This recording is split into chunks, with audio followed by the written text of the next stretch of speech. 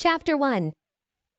In the heart of the snowy mountains, nestled among towering pines and glistening icicles, lay the small town of Evergreen.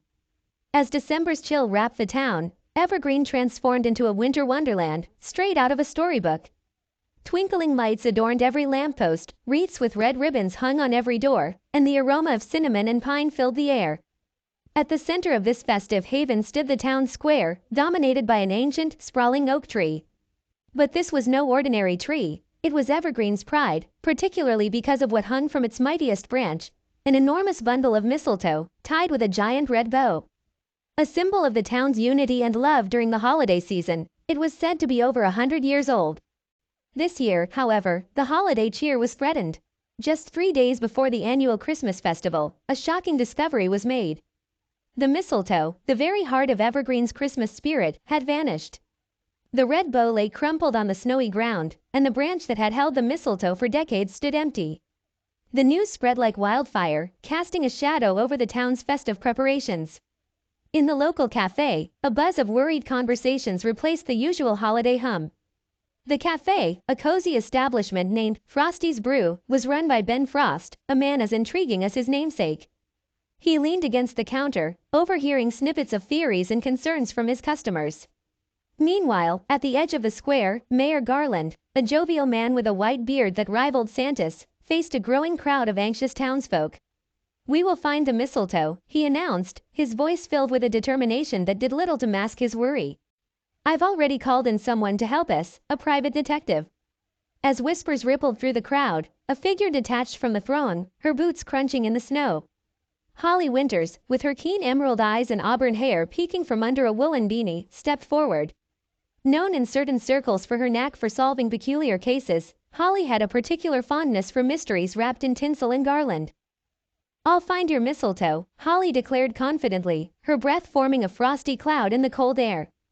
The townsfolk eyed her with a mixture of skepticism and hope.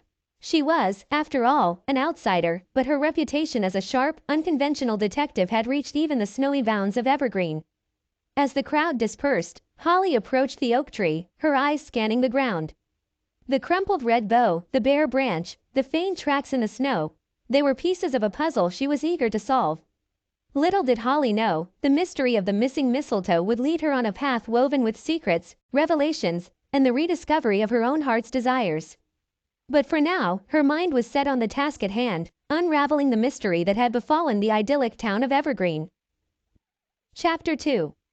Holly stood beneath the barren branch of the oak tree, her eyes reflecting the seriousness of the situation. Around her, the festive decorations of Evergreen contrasted starkly with the growing unease. She pulled out a small notebook and a pen, her breath visible in the cold air as she began to jot down her first observations. Lost, 1-century-old bundle of mistletoe. Last seen hanging from this very branch. Holly mused aloud, her voice a soft murmur against the backdrop of festive tunes playing from the nearby shops. She was interrupted by the approach of Mayor Garland, his face etched with worry. "Miss Winters, I can't tell you how relieved we are to have you here. The mistletoe is more than just a decoration to us. It's a symbol of our community, of our history." Holly looked up from her notebook, meeting the mayor's earnest gaze. "I understand, Mayor Garland. I promise you, I'll do everything I can to find it." The mayor nodded, his eyes scanning the square. "The whole town is on edge. The festival is in 3 days, and without the mistletoe, I fear the spirit of the season might be lost." Holly tucked her notebook away.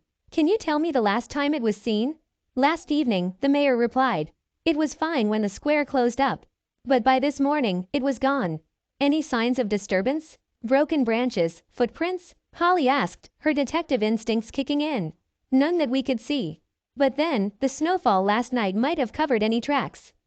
Holly nodded thoughtfully. "I'll need to speak with the people who were last in the square. And anyone who has access to the tree." "Of course, I'll arrange it," Mayor Garland said. "And, Miss Winters," he added hesitantly, "there's something else. This isn't the first odd occurrence this season. There have been minor thefts, strange happenings. We didn't think much of them until now." Holly's interest piqued. "I'll look into that as well. It can be related." With a plan forming in her mind, Holly set off towards Frost's Brew. The cafe, a hub for local gossip and the last known location where the townsfolk gathered before the mistletoe vanished, seemed like the perfect place to start. The bell above the door jingled as she entered, the warm aroma of coffee and baked goods enveloping her.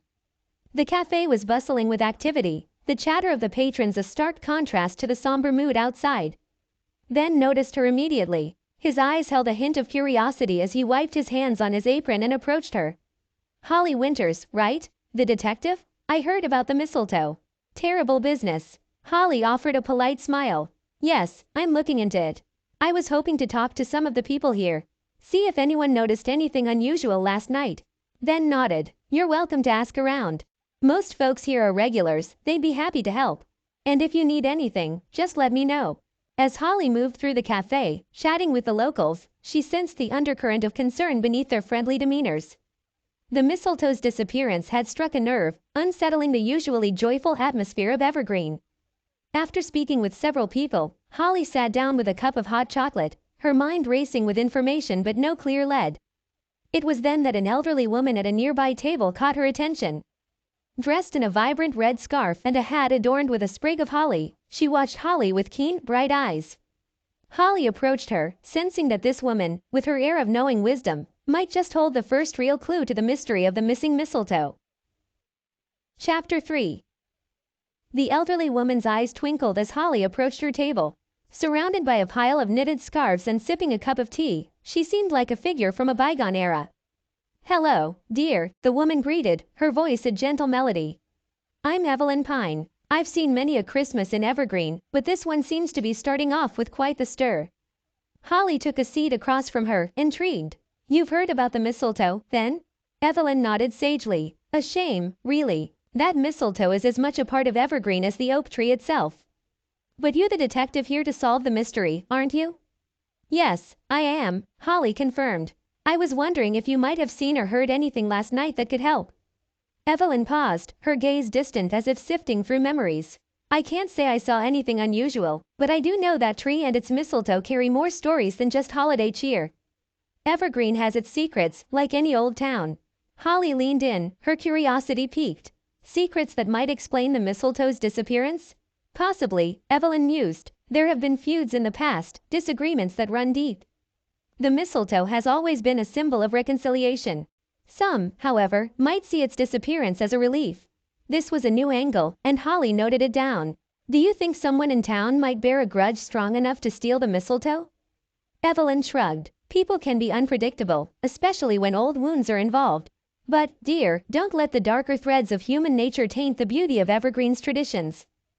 After thanking Evelyn for her insights, Holly stepped out of the cafe. The cold air hit her, bringing a renewed focus. She needed more tangible evidence, something concrete to follow. Holly decided her next step was to inspect the oak tree more closely. As she approached the towering tree, she noticed something she had missed before, a small piece of fabric caught on a lower branch. It was a unique pattern, not something you'd find on everyday clothing. She carefully collected the fabric, considering its implications. It was a clue, albeit a small one. Someone had been close enough to the tree to snag their clothing on it. But who, and why? As the afternoon light began to fade, casting long shadows across the snow, Holly felt the first stirrings of real intrigue. The mystery of the mistletoe was deepening, and she was right at its heart. Determined to chase down every lead, Holly made her way back towards the town center. She planned to visit the local fabric store to see if anyone recognized the pattern of the fabric. Every small detail mattered, and in a town as tight-knit as Evergreen, someone was bound to know something. Holly, with her figure diminishing in the growing twilight, walked with purposeful strides. The mystery of the mistletoe was more than a simple theft. It was a puzzle interwoven with the history and secrets of Evergreen. And Holly was intent on putting the pieces together. Chapter 4. As the twilight deepened, casting a serene glow over the snow-covered streets of Evergreen, Holly made her way to the town's quaint fabric store. The bell above the door chimed cheerily as she entered, a stark contrast to the brewing mystery outside. The store was a kaleidoscope of colors and patterns, with fabrics of every imaginable texture and hue. Behind the counter stood Mrs. Clausen, the store owner, her eyes as sharp as the needles she often wielded. "Ah, Holly, here to pick up some festive fabric?" Mrs. Clausen asked, her voice warm. "Not today, Mrs. Clausen," Holly replied, unfolding the piece of fabric she had found. "I was hoping you could help me identify this pattern." Mrs. Clausen took the fabric, her fingers running over it with expert precision. Oh yes, I remember this one. Sold it last week to a young man. Unusual choice for him, but who am I to judge? Holly's interest was piqued. Can you tell me more about him? Well, Mrs. Clausen began, he's not from around here. Said he was visiting family for the holidays. Seemed a bit out of place, if you ask me. With a new lead in hand, Holly thanked Mrs. Clausen and left the store. As she stepped outside, she noticed the first stars twinkling in the night sky, a reminder of the ticking clock. She decided her next move would be to visit the local inn, a likely place for a visitor to stay. The Evergreen Inn was a cozy establishment at the edge of town, its welcoming lights shining through the gathering dusk.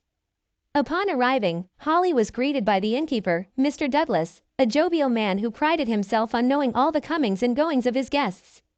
I'm looking for a guest who might have worn this fabric recently, Holly explained, showing him the fabric. Mr. Douglas stroked his chin thoughtfully. Ah, yes, that would be Mr. Grayson. Came in a few days ago, keeps to himself mostly. May I speak with him? Holly asked. I'm afraid he's out for the evening, but he should be back later. You're welcome to wait in the lounge, Mr. Douglas offered. Holly settled into a comfortable armchair in the inn's lounge, her mind working through the pieces of the puzzle. The missing mistletoe, the mysterious visitor, the fabric, how did they all connect? As she waited, her gaze fell upon a small, neglected Christmas card on the mantelpiece. Curiosity drew her to it, and she picked it up, noticing it was addressed to Mr. Grayson. As she opened it, a folded note fell out. Unfolding it, Holly's eyes widened. The note was cryptic, containing a series of numbers and the words, "Under the light of the full moon, the truth will reveal itself." Holly glanced out the window, noting the full moon high in the sky. She knew she couldn't ignore this clue. It was as if the mystery itself was beckoning her. Holly made her way out of the inn, the note securely in her pocket. She was determined to uncover the truth under the moonlit sky of Evergreen. What secrets lay hidden beneath the town's festive facade? Holly was about to find out.